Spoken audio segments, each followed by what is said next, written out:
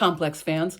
I wanted to start a new series to help beginning saxophone players navigate the rough waters on learning how to play the saxophone for the first time.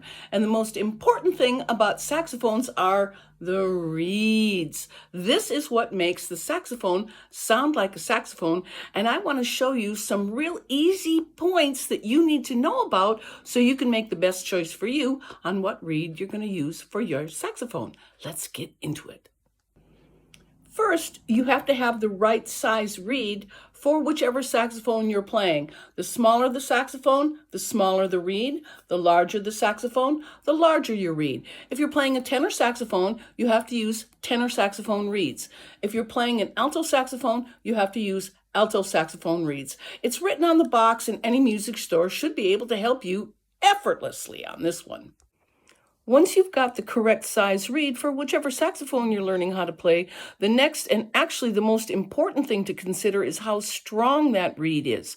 Beginners need softer reeds than more advanced players. Think of reeds like weights. If you want to be a weight lifter, you have to start with smaller weights and learn correct form before you can move on. It is exactly the same thing with saxophone. You have to start with softer reeds, use correct form, and then move your way through your own progress on the instrument. Reed strength is marked on each individual reed and on the package if you decide to buy more than one reed at a time.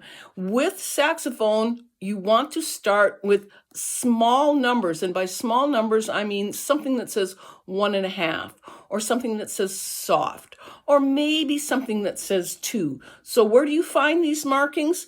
Usually on the back. This is the front of the reed. This is the back of the reed, and this is where the information is. You can see this one is a 3 or a 2. Okay, here's the front of the reed. Here's the back of the reed. Here's the information. Using the right strength reed when you're learning how to play the saxophone can make a drastic difference on whether you're able to move ahead or whether you continue to stay in the same space at all times. If anybody has any questions at all about reeds or saxophones, I am here to help. I wanted to start this whole new chapter for complex sax to really help the beginner have information so you can make the right decisions for yourself. Thank you so much for watching.